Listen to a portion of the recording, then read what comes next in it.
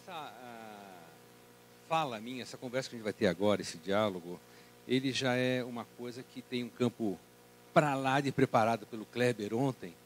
Então, não sei se muita coisa talvez eu repita, que vocês já viram ontem, mas que vale a pena. O Roden, ele, nos livros dele, ele dá umas repetidas assim, 1, 2, 3 vezes assim, e é uma forma da gente pegar e fazer um pouquinho a memorização no bom sentido, não no mau sentido.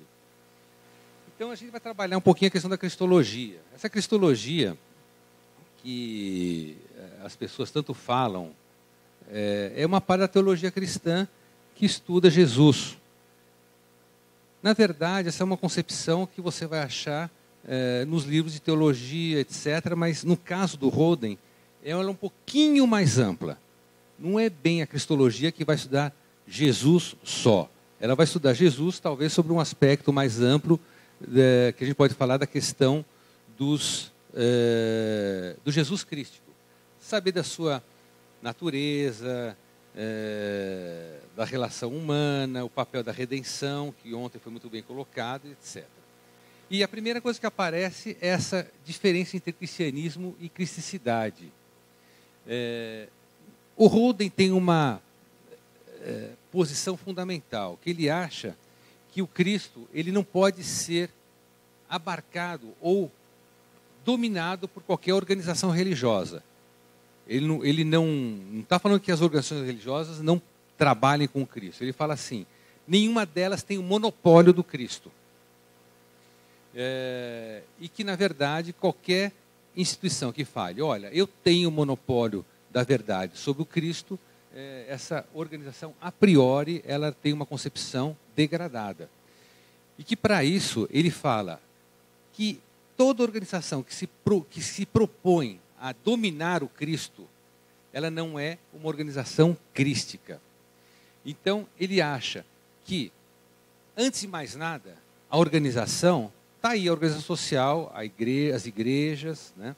Mas, fundamentalmente, a visão crística dele pressupõe uma experiência individual. Ou seja, o indivíduo, ele com ele mesmo, é que vai ter essa experiência crística. E nesse sentido que ele dá a perspectiva dele de reino dos céus. O reino dos céus está dentro de vós. Ele não está lá, não está cá, ou talvez esteja em todo lugar, né? Isso daí são várias coisas que colocar, mas fundamentalmente importante é que ele está dentro de nós. Isso daí nós vamos unir com aquele comecinho que nós falamos da questão da manifestação da fonte em todos nós. Então, a mística é uma experiência estritamente individual. Vocês sabem que dentro da perspectiva religiosa e da própria teologia, você tem aquilo que a gente chama mística. Mística é o campo da experiência religiosa. E o que acontece? Muitas religiões, elas tentaram organizar essa mística. A mística, se você for pegar os mais variados santos, né? Desde a época do cristianismo primitivo para cá, São Dionísio Areopagita, São Gregório Palamas, São Bernardo, São Francisco, todos eles tiveram um pensamento intuitivo. Quando o Papa chegou e propôs a ordenação de São Francisco falou, não, eu não preciso me ordenar, eu já sou sacerdote de Deus. Isso foi uma questão historicamente comprovada e que, na verdade, o que ele tinha? Ele tinha a experiência mística dele. Era uma experiência mística que ele tinha que lhe bastava. E, na verdade, essa experiência mística, ela pressupõe a verticalidade, que é o contato na vertical com o todo, com o divino, com o Logos. E que, por tabela, se bem feito, acaba se descobrindo, ou se fazendo, ou se transformando numa horizontalidade social até. Aquilo que ele chama de desdobramento ou transbordamento, que vai da experiência vertical e depois passa para a experiência horizontal. O Roden considera, às vezes as pessoas caem na esparrela de achar que o Roden não dá importância a essa experiência horizontal, que é a experiência ética, a experiência da transformação, etc. Não, ele dá muita importância a isso sim. Só que ele diz que isso daí não vale nada se não tiver experiência vertical. Só esse detalhe. E aí vem Constantino. Constantino, lá pelos 340, 300 e pouco, ele faz o Edito de Milão, que faz com que justamente aqueles 3 primeiros séculos de uma cristandade muito autêntica, ela seja codificada. E acaba virando um cristianismo mais eclesial, que o Roden chama. Esse cristianismo eclesial, ele nesse momento agora, é a Igreja Católica. Mas é a Igreja Católica integrada com a Igreja Ortodoxa. Vocês se lembram que a ortodoxia ela se separa da Igreja Católica em 1054, quando tem o cisma do Oriente. Até aqui, ele praticamente é isso. E o Roden, nesse ponto, ele é muito, muito, muito radical. Ele fala assim, a única chance de cristificar a humanidade é voltarmos à cristicidade da mensagem real do cristianismo. Porque, segundo o Tertuliano, toda a alma humana é crística pela sua própria natureza. O que ele está falando aí é uma coisa radical. Nós somos crísticos. Nós temos esse nosso elan, essa nossa volta para o divino, essa nossa volta para o todo, para a fonte. Então, o que aconteceu? Quando a gente se perde um pouco nos rituais, um pouco nas organizações sociais, essa coisa toda, ele acha que isso fica mitigado. E aí, uma coisa que ontem eu achei que o Kleber colocou de uma forma muito apropriada, foi exatamente o mistério da fascinação do Cristo. Por que o Cristo é tão fascinante, né? Porque o homem, naturalmente, ele é crístico. O homem, ele é aquele cara que sempre procura contactar o seu Cristo interno. Ele está sempre à procura disso daí. Ele tem, na verdade, essa sensibilidade para se buscar isso daí. E aí vem a pergunta ontem que o Kleber colocou bem, o que é o Cristo? Ele, na verdade, você tem várias colocações, né? Jesus não aceita a classificação de ser filho de Davi, porque de fato o Cristo não é filho de Davi. Ele é um pouquinho mais que o filho de Davi. No 4º evangelho, ele fala, no princípio era o Logos, e o Logos estava em Deus, e o Logos era Deus. E aí, ajudando um pouquinho com o Heráclito, indo um pouquinho lá para a Grécia dos pré-socráticos, a gente fala que Logos era o Espírito de Deus manifestado no universo. Logos é o Espírito de Deus manifestado no universo. Então, a gente já começa a delinear aí a figura do Cristo. Então, segundo o Roden, Logos, Verbo e Cristo são idênticos. E eles designam a atuação da divindade universal, a divindade criadora universal que está acima. Cristo é Deus, mas não é a divindade. A divindade está lá, Cristo é Deus, e Deus, ele já é uma manifestação dessa divindade. E os homens são manifestações individuais da divindade.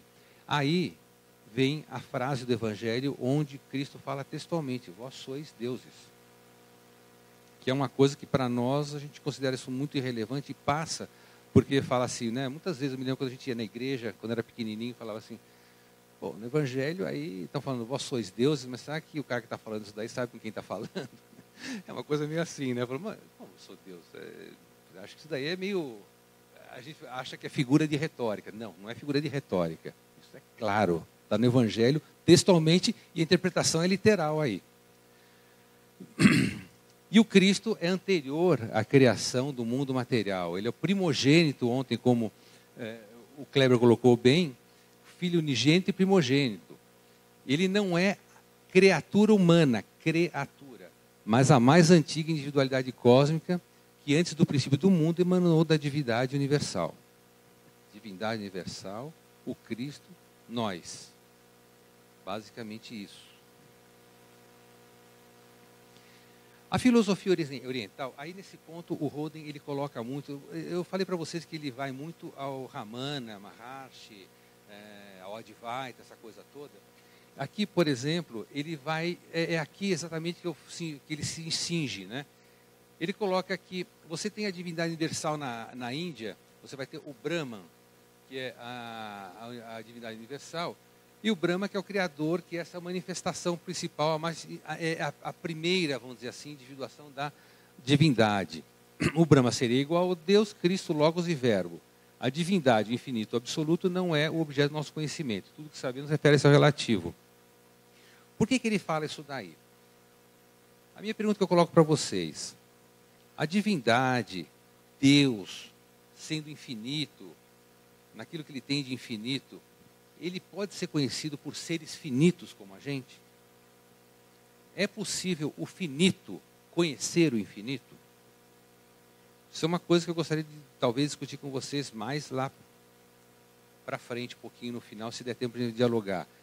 Tudo se trata disso, porque na verdade é um pouquinho difícil, né? O finito conhecer o infinito. E aí que vem aquilo que um pouquinho que o Kleber colocou de uma forma inclusive mais fácil, que foi essa coisa da antidromia paradoxal dos avatares. O avatar é aquele que é descido, esse é o termo. Quando você fala, olha, veio um avatar para o mundo, tal, aquele ser que foi descido, uma entidade elevada, de grande evolução, que resolveu descer ao mundo do sofrimento, ao mundo da luta, do cotidiano, para quê? Para ele ter uma evolução. O objetivo do avatar é vir para o mundo para ele evoluir. Então, ele na verdade é uma cadeia, aí que o Roden coloca pela primeira vez a questão da autorrealização. O avatar, ele desce para que tenha uma ele exige essa evolução para ter uma autorrealização. E nesse sentido, aqui que fica o cerne da questão. Todos os avatares sabem que não há evolução sem resistência, sem luta, sem sofrimento. Ele procura então vir para o mundo, ele vai procurar essa luta, esse sofrimento, para ele se tornar ainda maior. Esse é o avatar. Então o avatar, quando ele desce para ficar melhor, para evoluir, e para isso ele usa o sofrimento. Daí vocês começam a entender porque que Jesus sofreu. Desejo de evolução do avatar. Pode parecer um egoísmo, mas não é o egoísmo. É um desejo de uma revolução, de uma realização superior. E a autorrealização é santidade, é autoafirmação, é amor divino na criatura evoluível. Então, quando você preconiza que você tem que ter autoconhecimento e autorrealização, isso não é egoísmo, não. Isso é uma questão que é quase que a tendência natural das criaturas de pegar e de procurar essa autorrealização, esse autoconhecimento. Isso já vem lá de Sócrates, dos pré-socráticos também. E por amor, ele fala, é um ato de auto-amor que visa a evolução. Então ele fala, não é egoísmo por causa disso que eu acabei de falar para vocês. Você tem um imperativo cósmico e divino que fala, sede perfeitos como é o vosso Pai. Isso está nos evangelhos claramente. Sedes perfeitos como é o vosso Pai. Então, na verdade, esse auto-amor dele que ele chama, o auto-amor do avatar, é também um halo-amor. Na medida que a gente pega, se aperfeiçoa, os seres inferiores se beneficiam com aquela pessoa que está se aperfeiçoando. E isso se dá não só no nível do avatar, nós também. As pessoas até hoje falam assim, nossa, nós precisamos melhorar o mundo e tal, e o cara lá fica, às vezes, numa atitude de meditação, numa atitude completamente inócua tal. Às vezes não. Às vezes o cara vai meditar para fugir, mas muitas vezes o cara medita, por quê? Para autoaperfeiçoamento e para trazer a esse mundo um outro tipo de espiritualidade, um outro tipo de convivência, um outro tipo de energia. Muito mais que empregue nas pessoas, que não precisa ser a energia discutível da linguagem, essa coisa toda, mas uma energia outra. E aí, quanto mais o avatar se autoplenifica, tanto mais a sua plenitude transborda em benefício dos outros seres. O Pai não, o Pai é a divindade. Isso. Pai, Brahman, divindade. O que Paulo de Tarso pensava do Cristo? Então, ele fala aqui, isso daí, se vocês forem ver nas epístolas de Paulo, eles falam que ele introduziu no cristianismo um Jesus um pouco diferente dos evangelhos. Não é verdade, mas também é um pouco de verdade, sim. Porque ele foca mais no Cristo Rei, imortal dos séculos, do que em Jesus propriamente dito. Paulo fundamenta-se sempre na sua, vamos dizer assim, nas suas palavras, nesse Cristo. E aí ele muitas vezes falava, né, ele se gloria de ser apóstolo, não do Jesus carnal, mas do Cristo imortal. E a realidade, o Paulo canta o Cristo cósmico, que esteja na glória de Deus, e que não julgou dever aferrar-se a essa divina igualdade, mas esvaziou-se dos esplendores divinos e revestiu-se da natureza humana, tornando-se homem, servo, vítima, crucificado. Que é aquilo que nós vimos ontem. Na verdade, você imagine um homem com aquela plenitude, com aquela base que ele tinha. De repente, ele é açoitado, ele é aviltado. Aquilo que o Kleber colocou bem ontem, ele sangrou. Por que isso? É uma coisa à toa? É uma idiotice isso? É uma, como ele chamaria hoje, como é que os freudianos chamam de autoflagelação, como é que é? Então é uma coisa que não é bem isso. E aí, normalmente o que acontece? Aí dentro da teologia dogmática, eles não admitem uma evolução no Cristo, porque eles identificam o Cristo com a própria divindade. O que eu estou falando aqui, pessoal, é uma coisa que é uma discrepância de entendimentos. Voltando, o Cristo é Deus, ele está abaixo da divindade. Os teólogos consideram Cristo a própria divindade, o ser maior. É isso que tem a discrepância desse entendimento do Roden com os teólogos. E aí, quando ele fala, que o Paulo fala que Cristo é o primogênito de todas as criaturas, se ele é primogênito das criaturas, então é possível a evolução. Por quê? Porque no mundo manifesto, sempre é possível evoluir. Vocês se lembram, assim, filosoficamente, é uma figura de metafísica um pouco difícil. Você tem a essência lá, a fonte. A fonte, ela não evolui, ela é. Aqui embaixo, você tem a manifestação da qual o Cristo cósmico é a maior manifestação. Mas ele é uma manifestação. Então, nesse sentido, ele pode evoluir. E a linha de pensamento do Roden é nesse sentido. Ele sendo o primogênito de todas as criaturas, isso está em Paulo, hein? Não é, aí o Roden não está inventando nada. Se ele é o primogênito de todas as criaturas, então nesse caso especificamente, é possível uma evolução. Daí, sendo um avatar, é possível uma evolução, ele desce para sofrer, para evoluir. Então, a plenitude é, para Paulo, a divindade em oposição à vacuidade. Nós temos a plenitude, que é o máximo, e a vacuidade. Para Paulo, que Cristo é a primeira e mais perfeita emanação da divindade, antes de qualquer criatura. É assim que Paulo coloca a figura do Cristo. Unigênito do Pai. João fala, aí já não é mais Paulo. Um fala que é primogênito, outro fala que é unigênito. É a criação única da divindade, unigênito. O único teogênico, ao passo que nós somos cristogênicos, criados pelo Cristo. Por ele foram feitas todas as coisas e nada do que foi feito sem ele. Então, na verdade, ele é primogênito, a primeira das criaturas, e ele é unigênito, porque é a criação única da divindade. Única. Isso tem implicações muito grandes. Entre as discrepâncias entre as religiões, nós vamos ver um pouquinho mais para frente isso agora. Então, Paulo e João, fazendo um resumo, Cristo é Deus, mas não é a divindade que eles chamam de Pai. Está no Cristo e no qual Cristo está. Veja bem, eu sou uno com o Pai. O Pai é maior do que eu. Isso está no Evangelho. Dito palavras de Cristo, Jesus. O Cristo cósmico, no princípio era o Logos, e o Logos estava em Deus, e o Logos era Deus, pré-humano. E o Jesus foi cosmificado pelo Cristo pós-humano. E aí vem aquilo que ontem o Kleber colocou muito bem, inclusive os aforismos 17 e 18, que é a questão do quinto evangelho. Aliás, esse, eu vou dizer para vocês, na medida que vocês forem evoluindo no estudo do Roden, esse livro é praticamente, eu diria quase que um desfecho da obra do Roden no sentido esotérico da palavra. Porque esse quinto evangelho, ele historicamente é de uma importância fundamental, pessoal. Ele é uma coisa... Porque vocês sabem que se acusa muito o cristianismo, às vezes até indevidamente, de que os evangelhos foram deturpados.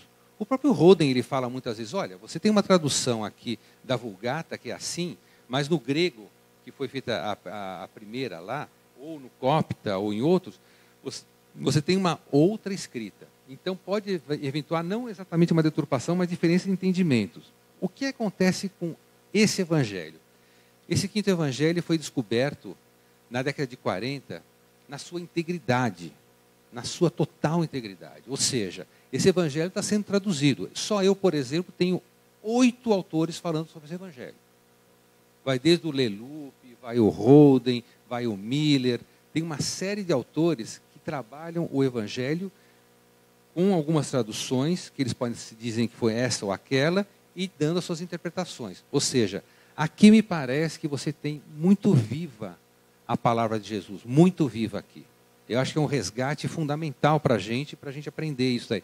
Mesmo que vocês não leiam agora, comprem esse livro, que esse livro aqui para mim é fundamental. Eles são aforismos místicos, que não podem ser analisados intelectualmente, mas somente intuídos espiritualmente. Só uma curiosidade, lá no nosso grupo, no meio das discussões do evangelho, do quinto evangelho, a gente briga muito, né? A gente gosta de brigar. Surgiu uma coisa, que Jesus veio ao mundo, mas ele era um ser superior, porque ele não veio de mulher e veio de homem.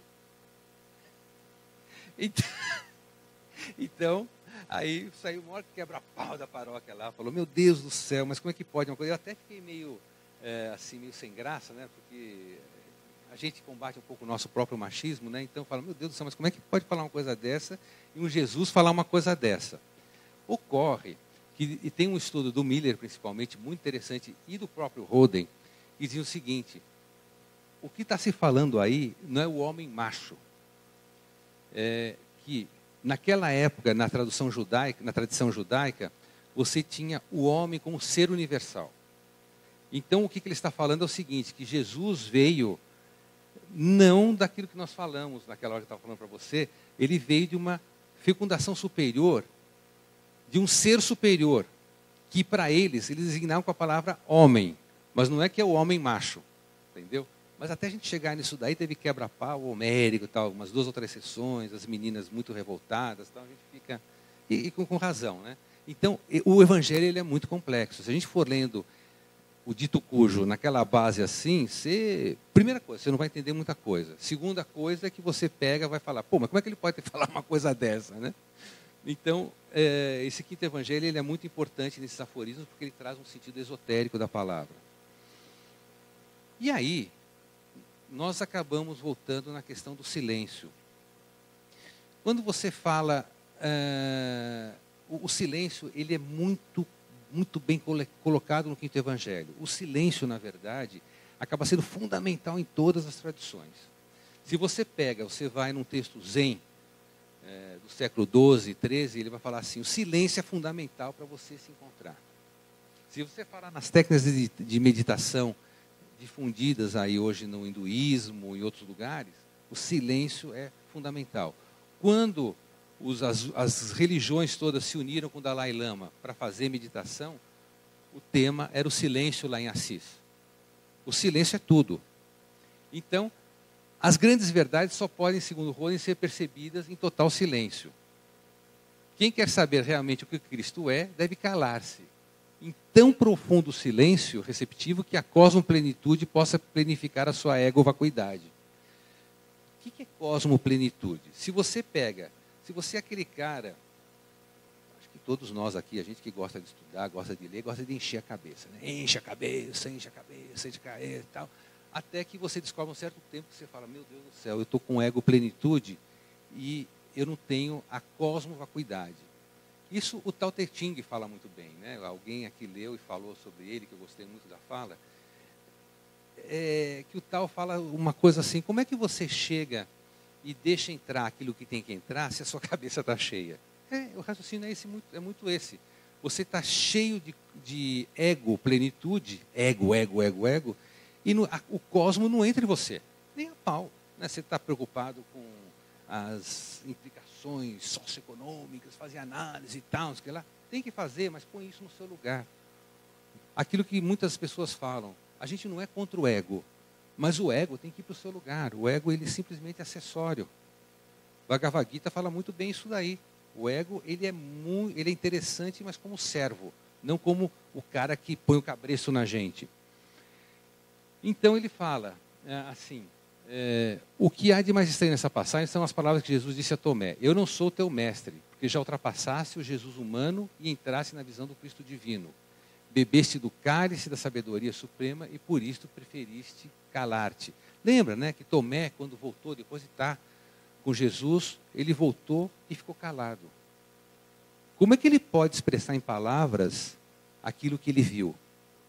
Então, a importância do silêncio no quinto evangelho é uma coisa impressionante, como isso, na verdade, é uma coisa que a gente vem descobrir depois. Né? Quando o pessoal usa esse monte de técnica de meditação, essa coisa toda, é para atingir o silêncio. A cabeça nossa está barulhenta, nós estamos faladores. Nós somos aquilo que o Krishnamurti fala, nós somos tagarelas mentais. A gente pode ser muito tagarela, mas a nossa cabeça está lá. Né? Então, o que vos parece do Cristo? Aliás, eu queria sugerir para vocês uma coisa fundamental. Para quem entra na cristologia, que é a parte mais interessante da parte do Roden, existe um livro introdutório chamado O que vos parece do Cristo. Esse livro, ele é fundamental e é muito inteligível. Quem quiser começar a ler, não precisa ter essa coisa preambular que eu falei para vocês. É um livro muito interessante, muito tranquilo para ler. Então, ele fala: o que vos parece do Cristo? Esta revelação anônima e inefável que o mestre fez a Tomé é um dos pontos culminantes do Evangelho. O que vos parece do Cristo? Silêncio. Você esperar que eu fosse falar o que vos parece do Cristo, eu não posso falar nada também. Mas não porque eu tenha grandes intuições, porque eu realmente acho que eu sou ignorante. Mas no caso do Tomé, Tomé sabia. Ele sabia o que Cristo parecia para ele. Só que não sabia colocar em palavras isso. Cristo, o primogênito de todas as criaturas. Aí a gente vai falar aquela coisa que a gente já falou, né, que ele é o primogênito, o unigênito. E aqui que é interessante, que eu volto a falar isso daqui. O Cristo nega explicitamente a sua identidade com o Pai, com a divindade. Eu e o Pai somos um. O Pai está em mim e eu estou no Pai. Mas o Pai é maior do que eu. Isso está nos evangelhos, pessoal. Uma coisa que está clara. Isso daí para a gente, ainda que a gente faça uma análise meramente mental, aí está bem claro o que ele quer dizer, a diferença entre ele e o Pai. E essa palavra, e essa frase toda aí, ela é fundamental para a gente entender toda a metafísica do Roden.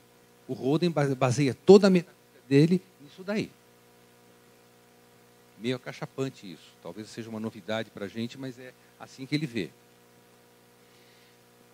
E aí ele coloca: qual a dificuldade que os teólogos têm? A dificuldade dos teólogos nasce do fato de eles professarem o monoteísmo mosaico, ao passo que Jesus fala em termos de monismo cósmico. No monismo não há cabimento para uma divindade pessoal, porque toda personalidade é necessariamente finita, ao passo que a divindade é infinita e pessoal. Aquele ser pessoal, aquele ser, se ele é pessoal, ele é finito, não é isso? Todos nós somos finitos. Por mais que eu seja um iluminado, um avatar, eu sou pessoal. O que as religiões abrânicas, elas se baseiam muitas vezes, não as religiões abrânicas, mas alguns teólogos, nessa questão do Deus pessoal. Se o Deus é pessoal, ele é finito. E aí, o que o Roden fala? A divindade, ela é infinita e pessoal. E se é infinita, ela está além de qualquer personalidade. Um Deus pessoal, para o Roden, não pode ser a divindade infinita. Ou seja, a divindade infinita, a fonte, Brahman, não é uma pessoa. Para o Roden, eu estou falando do Roden aqui. Não estou defendendo e nem atacando o Roden. E aí vem aquela distinção entre Deus e divindade, que nós já vimos aqui agora há pouco. Depois a gente pode até falar um pouquinho mais sobre isso. Podemos dizer que o Cristo, o Verbo, o Logos, era filho da divindade? Aí a gente vai tratando justamente dessa cristologia. Quem era o Cristo? A palavra filho, no sentido comum, supõe um pai e uma mãe. Não é isso? Ninguém é filho só de um pai ou só de uma mãe, que tem a bipolaridade da natureza. Mas a divindade não há pai nem mãe, nem doador nem receptora, nem positivo nem negativo. Quando o uno da essência, divindade, se manifesta no verso da existência, a divindade, o único, está se manifestando no verso, nos diversos, todos nós, da existência, nessa emanação. Isso é uma manifestação parcial, finita da divindade. A gente não tem o tamanho da divindade, a gente tem uma limitação. Nós somos todos limitados, nós somos todos finitos. Se dermos ao uno da divindade o nome de essência, então o verso da criaturidade que somos nós é uma existência. Lá a essência, ele é. No diverso nós somos criaturas, nós temos uma existência. Existência, jogado para fora, emanado da divindade. Então, na verdade, o Cristo cósmico, que fala o quarto evangelho, é a primeira e mais perfeita emanação da divindade. Ele já é existência, é a mais perfeita, é aquele avatar. Isso que eu gostaria que vocês ficassem claro, bem para vocês, que você tem a essência, depois tem a manifestação, a existência, diversidade, mas nessa diversidade, o Deus não é uma diversidade comum, ele é o primogênito, o unigênito. A mais perfeita existência que tem. Aí que vem a questão básica da fala do Holden, que é a fala que causa mais problema e teve problemas, inclusive, com a própria Igreja Católica. Isso, todavia, não significa que o Cristo seja infinitamente e absolutamente perfeito. Porque nenhuma existência pode ser de absoluta perfeição. Então, lembre-se que a gente colocou. A divindade expeliu, teve a existência. Essa primeira existência saiu um Cristo maravilhoso, um avatar. Mas ele é existência. Se ele é existência, ele não pode ser perfeito como a divindade, não é? Porque se ele é perfeito, então ele é divindade. Aí no caso, não. Aí ele está colocando como sendo uma criatura de existência. Então, tem a essência lá, ele já é existência. Então ele diz o seguinte, que Cristo não pode ser totalmente perfeito como a essência. Quando Paulo diz que o Cristo é o primogênito de todas as criaturas, supõe ele que o Cristo seja criatura e não criador. E toda criatura é evolvível. Então, nesse caso, o Cristo teria vindo para cá para evoluir. Ele é evolvível. Ele é o avatar que vai evoluir. O interessante do Holden, eu não estou defendendo o Holden nisso daqui, até porque é uma sacação que ele teve muito interessante, assim, que pode ser discutida.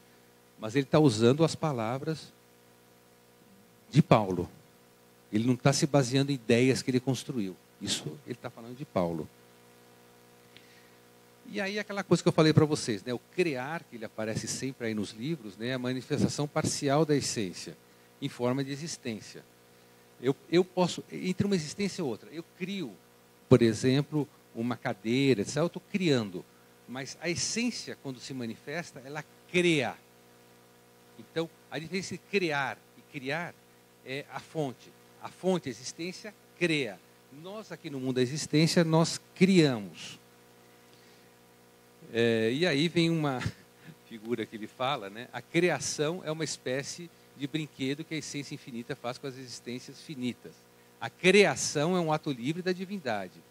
Mas na divindade, livre e necessário, não são atos contrários, e sim complementares, de maneira que podemos dizer que a divindade cria livremente e necessariamente as criaturas. Por que ela cria livremente? Porque ela cria quando ela quer. Mas, ao mesmo tempo, para ela própria se manifestar, ela tem necessariamente que criar. Então, tem essa antinomia, né? Você, necessariamente, ela cria, mas ela, na verdade, tem liberdade para criar na medida que ela deseja ou não. E aí, termina que Cristo é a mais perfeita emanação da divindade e o mundo material acaba sendo uma criação de Cristo. E também esta criação se acha em permanente estado de evolução. Basicamente isso. E aí, o confronto entre Jesus e Cristo, onde o Kleber colocou bem isso também, embora o Cristo e Jesus estejam inseparavelmente unidos para sempre, não é lógico simplesmente identificar Jesus com Cristo. A essência una revelada em existências várias do Cristo cósmico humano e do Jesus cosmificado. Jesus é cosmificado pelo Cristo cósmico. Depois, é como eles falam assim, né? Eles são inseparavelmente unidos, sem sombra de dúvida. João, né? Palavras de João. Por ele foram feitas todas as coisas e sem ele nada foi feito do que feito foi. Ou seja, Cristo é o Criador do universo. Eu tenho uma dúvida aí, talvez até o Kleber que tenha se aprofundado nesse assunto possa me ajudar. Eu tenho uma dificuldade com esse raciocínio do Roden que eu vou colocar para vocês. Porque, na verdade, você tem a criação pela essência do Cristo. E o Cristo criando a criação. A gente precisaria discutir isso daí, se isso é... Como é que fica? Se isso não cria uma antinomia depois aí que a gente acaba não entendendo. E aí vem uma coisa que eu coloquei para vocês logo do começo que eu gostaria de falar agora. A divindade transcendente no seu ser não é objeto do nosso conhecer. O uno da divindade universal, abstrata como ser, revela-se pelo Deus concreto do agir. E assim é por nós cognoscível. A divindade é infinita. Eu posso, sendo finito, conhecer a divindade? Não é objeto do nosso conhecer. Não é objeto. Eu não consigo, pelo meu raciocínio analítico, pelo meu conhecimento, conhecer a divindade de forma alguma. Mas, segundo o Roden, eu posso me aproximar disso, de uma forma ou de outra. Aproximação, sim. Contato, sim. Aquela cosmificação, plena cosmificação, me permite ter uma curta visão da divindade, por exemplo, do Deus. Mas a gente não consegue conhecer a divindade de jeito maneira. Aqui ele fala da criação da evolução, criaturas estavam criadores, isso nós já vimos também. E a questão do Cristo interno. O Cristo interno é basicamente o cerne da teoria do Roden. Ele vai trabalhar muito bem. Ele fala, Jesus afirma que a presença de Deus é uma realidade em todo o ser humano. Ele não está jogando isso à toa. Ele está falando baseado no que diz o Evangelho. O Pai está em mim. O Pai também está em vós. Textual isso. Mas a consciência e a atuação do Espírito Divino varia de pessoa para pessoa. A presença de Deus é a mesma em todo homem. Mas o homem, o que distingue um homem do outro, mesmo Deus estando na gente? É a consciência desse Deus. Então, por exemplo, o que é consciência? Consciência é na medida que o meu ego, segundo Roden, diminui e eu vou tendo uma cosmoplenificação. A consciência para ele é isso. Nós somos todos iguais, nós temos a essência divina na gente, sem dúvida que temos. Entendeu? Só que, para que serve isso? Para o Roden, a gente está aqui na Terra para trabalhar essa conscientização. Ter a consciência dessa vivência, dessa presença divina. E como se faz isso? Através da cosmoplenificação e da ego-vacuidade. Então, temos essa presença objetiva, mas o homem, a despeito dessa presença, ele tem que pegar e se mexer. E tem que trabalhar justamente isso daí. E aí, vem outro tema polêmico pra caramba. Eu acho que todo mundo tem medo de sofrer aqui, né? Eu, por exemplo, sou um medrosão. E a gente pega, vê espiritualidade e sofrimento. Segundo ele, a espiritualidade não preserva o homem do sofrimento. E muitas vezes, segundo Roden, o sofrimento é que nos torna mais evoluído. Porque, segundo ele, usando a mesma lei do Avatar, que não há evolução sem resistência e sofrimento, para nós é a mesma coisa. Vocês sabem que essa colocação do Roden, ela é uma... A gente vê que na maioria das religiões elas contemplam isso, mas não são todas as religiões que aceitam isso com o sofrimento como uma coisa necessária para a evolução. Esse é um pensamento do Roden especificamente. E como é que se dá a cristificação do homem? É o despertamento, essa vivência. Eu sou a luz do mundo e vós sois a luz do mundo. Então, veja essa identidade que existe entre nós e o Cristo, Jesus, e em outros homens. Esse Cristo, ele está em Jesus e nos outros homens também. Nós também somos pessoas que, pela conscientização, a gente consegue se cristificar. Aí começam aquelas perguntas: é Cristo a segunda pessoa da Trindade? Aí dentro da cristologia, né?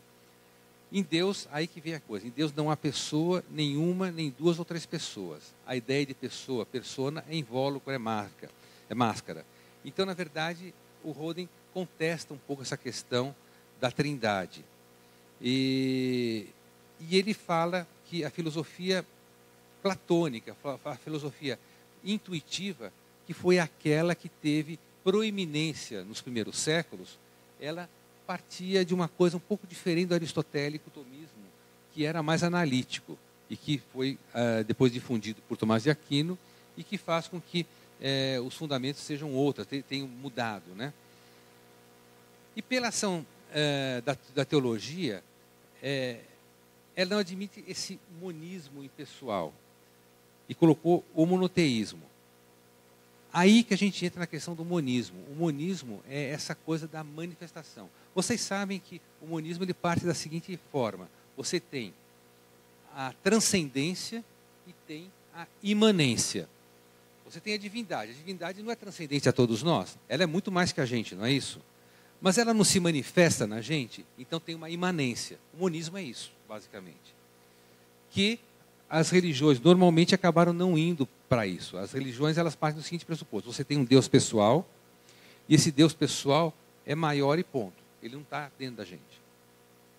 Ele é um Deus onde você tem praticamente duas realidades que elas seriam, nesse caso, paralelas. Elas não têm essa permeabilidade da divindade na gente. Daí não seria pela teologia normal se falar em Cristo interno, por exemplo. São diferenças de posição que são ambas sustentáveis. Aí você, que vai ver uma e vai ver outra, vai ver aquela que você sente que é a mais correta.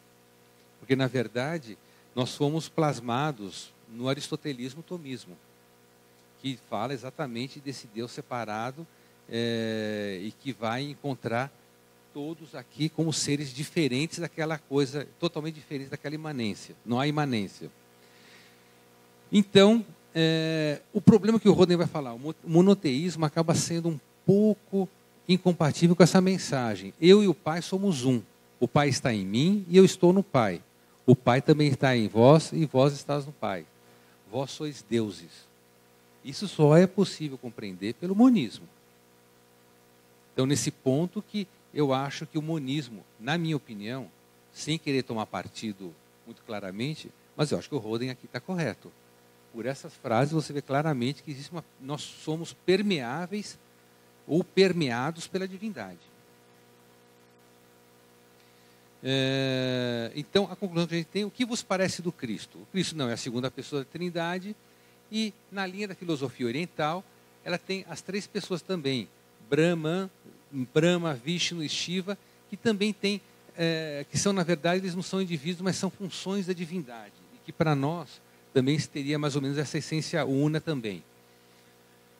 Aí é aquela história, né? Porque o Cristo, voltando à nossa pergunta inicial, que é esse Cristo da cristologia, por que o Cristo cósmico, o Logos, o Verbo, se transformou em pessoa humana? Por que ele se transformou em pessoa humana? A resposta dos teólogos é para salvar a humanidade. Lembra que ontem o Kleber colocou isso? Veio para nos salvar. Resposta da antidromia dos avatares: não para redimir os outros, mas para realizar a sua própria evolução interior. Isso o Evangelho está falando. Eu vim para a glória do Pai. E aí, nesse caso, tudo aquilo, não vou me estender muito, porque os sofrimentos de Jesus, eles só são inteligíveis essa luz da antidromia. Por que Jesus veio para sofrer essa coisa toda? O Cristo veio para fazer isso, veio para sofrer mesmo, para ele evoluir. É uma missão mesmo divina, e ele chega, quando ele fala: meu Deus, por que me abandonaste? Ele chegou naquele fundo do poço, né, que ontem o Kleber viu bem a questão do sangramento, do achincalhamento, cuspiu, lá ele se despiu praticamente de toda a função egóica. Acabou o ego, totalmente ego esvaziado para fazer esse tipo de evolução. Aí as pessoas falam, foi Jesus um libertador? Do ponto de vista até pode ser um libertador, mas que ele fala que a liberdade vai ser obtida quando a gente conhecer a verdade. Conhecendo a verdade, a gente vai ter a libertação individual, que é uma coisa que ele chama de autolibertação, não é uma alolibertação. Alolibertação é quando o outro me liberta. E ele, na posição do Roden, ele não aceita isso, essa forma de uma libertação por outra pessoa. Vimos que a liberdade, ela tem muito a ver com verdade e felicidade, é uma trilogia totalmente ao cerne da mensagem do Cristo à humanidade, que envolve autoconhecimento, que envolve esse autoconhecimento com vistas a uma autorrealização, que nós vamos falar no finalzinho sobre isso. Aquilo que também ontem o Kleber falou sobre se é o Cristo nosso Redentor, ele é Redentor sobre um aspecto, mas sobre outro aspecto, não. Então, o Redentor, ele acaba nos mostrando algumas setas, mas ele não vem necessariamente para aquele, como ele fala assim, né? A humanidade toda é pecadora desde o nascimento. Você se lembra que aquilo que nós falamos do pecado original. Que existe esse pecado original e que, na verdade, o homem é sempre um devedor. Nesse caso, não sei se vocês estão lembrados, foi escolhido Jesus para pagar pelos nossos pecados. Isso é uma coisa que não tem muita razão na lógica também. É uma coisa um pouco fora isso daí, que não tem... Como é que uma pessoa pode pegar, ser escolhida e pagar pelos pecados das pessoas que já vêm com pecado? Fere um pouquinho a lógica, mas enfim, é essa posição. E aí ele coloca, é revoltante admitir que Deus tem exigido de um único homem inocente o pagamento pelos delitos dos culpados. Isso é nosso Redentor, mas em outro sentido. Ele é Redentor na medida em que ele demonstra para nós que existe um eu crístico, que existe uma verdade, que essa verdade nós devemos conhecê-la e nos libertar. E a Cristo Redenção é uma alo-redenção. A dele, não. É uma auto-redenção onde nós temos essa função. Aí depois fala do bode expiatório. Na verdade, a ideia de Jesus ser o Cordeiro de Deus que vai ser imolado para os nossos pecados tem um pouco a ver com o tal do bode expiatório que vem do judaísmo. E aí, ele fala assim, enquanto o ego pecador não se conscientizar desse eu crístico, ele vai continuar pecador. Então, eu não posso pegar um terceiro vir e me salvar e deixar de ser pecador enquanto eu não fizer esse caminho. Eu tenho que deixar de ser pecador e despertar essa consciência. Lembra da conscientização que nós falamos? Na medida que eu vou me conscientizando, é esse o movimento de autonomia, de autolibertação. Aí, dentro da cristologia, umas coisas ontem que o Kleber acabou não colocando, porque não era muito do cerne, mas fundou Jesus uma igreja? Uma coisa que se pergunta sempre, né? Uma igreja no sentido jurídico legal, não. Mas, na verdade, o que Cristo quis mostrar é que existe o reino de Deus. E o reino de Deus está dentro de vós. Esse é o sentido básico, que no quinto evangelho é a igreja verdadeira e real. E aí quando a gente coloca o movimento de autoconhecimento e autorrealização, não visa outra coisa senão isso. Instituiu Jesus a Pedro como pedra fundamental da igreja? Uma coisa complicada é isso, que o Roden vai discorrer muito minuciosamente em alguns livros dele, que Pedro sequer teve qualquer ação em Roma. Na verdade, quando Pedro morreu, não existia igreja. Historicamente, é uma falácia dizer que a igreja foi constituída por Pedro. Não, isso tem uma simbologia que historicamente está provado que não foi isso daí. Porém, quando Jesus falou, Pedro, tu és pedra e sobre essa pedra irá erigir a minha igreja, o Roden tem um outro posicionamento. Essa pedra não é pedra Pedro, e sim sobre essa pedra é o ensinamento de Jesus, que sobre esse ensinamento iria ser erigida a igreja. Então tem a história de Pedro é uma coisa um pouco mitológica hoje, e o Holden acaba trabalhando isso, inclusive com farta bibliografia, falando que isso realmente não faz sentido. O corpo de Jesus era material? Aí o pessoal, é uma coisa que todo mundo pergunta, ele era material e astral. E quando fala em astral, entendermos por pura energia. Ele era o Cristo, era um espírito de alta potência, e quando ele encarnou na pessoa de Jesus, revestiu-se de um corpo material, sim. Mas ele era pura potência, pura energia. Na ascensão, Jesus tornou o seu corpo permanentemente invisível, totalmente lucidificado. Jesus era um curador. Eu não sei se vocês viram agora, tem muita coisa nesse livro de autoajuda. Jesus, o maior curador que existiu, aquela coisa toda. Jesus nunca teve pretensão de curar ninguém. Ele não era um curador. Só que a pureza, a configuração dele permitia a cura. Se vocês se lembram uma vez, uma pessoa que estava, eu sempre esqueço um pouco as parábolas, mas daquela moça que estava muito mal, e pediu para ele curar, ele não quis curar, tal, mas ela tocou na veste dele e ficou curada. Então, o Holden partilha da ideia que Jesus nunca quis ser um curador, mas que ele, na verdade, pela sua plenificação crística, ele era um curador. Só a presença dele poderia curar. Isso, algumas pessoas, poxa, mas é isso daí, mas como é que fica a questão quando ele ressuscitou Lázaro, quando ele ressuscitou Lázaro, por exemplo, como é que fica? Ele não foi um curador? Deixo essa pergunta para vocês. Mas a postura do Holden é que não. A questão do Lázaro foi uma outra questão iniciática que ele acha lá. Na verdade, as pessoas falam até que Lázaro, na verdade, não teria morrido exatamente. Ele estava num sono profundo. Algumas pessoas chegam a falar isso também. Jesus tinha irmãos? Aí é outra história também, complicadíssima. Porque uma das teses, isso não sei nem se li no Holden, mas também o Holden acaba vendo isso, é de que José era muito mais velho que Maria. E José já teria tido uma núpcias anterior com 4 ou 5 filhos. E que toda vez que o Evangelho fala em irmãos, estaria fazendo alusão a esses irmãos que Jesus teve. Mas não teriam sido irmãos com Maria. Só Maria teria tido como único filho Jesus.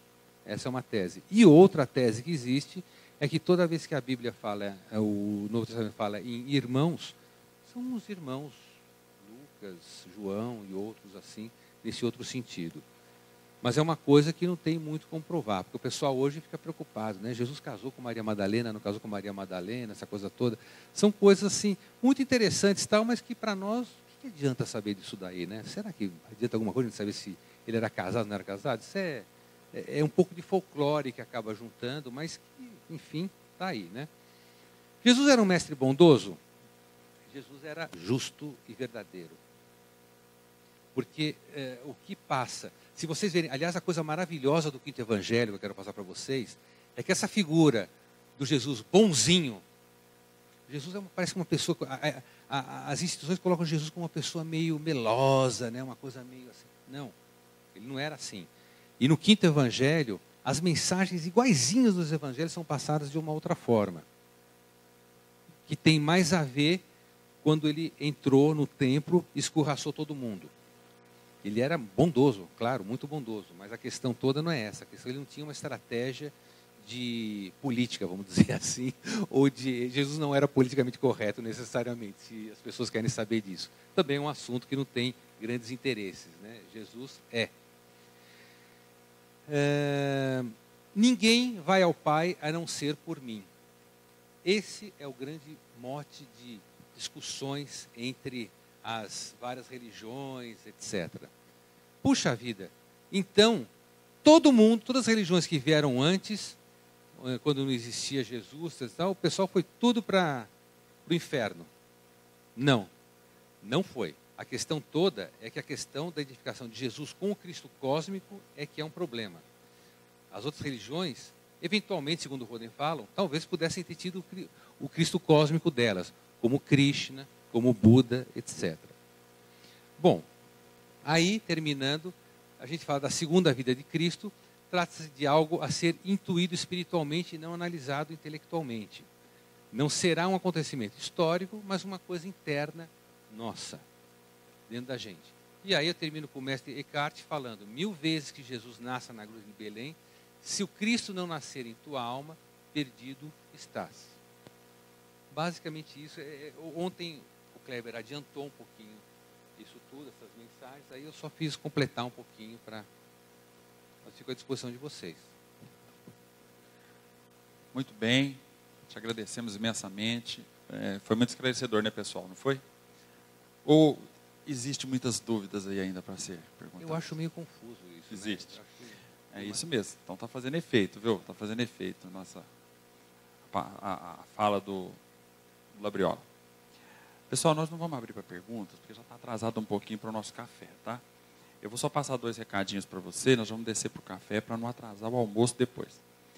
Dizer que o Carlinho está lá na frente, vendendo alguns livros da editora Martin Clarec, do Holden, vendendo também o CD, trouxe o CD do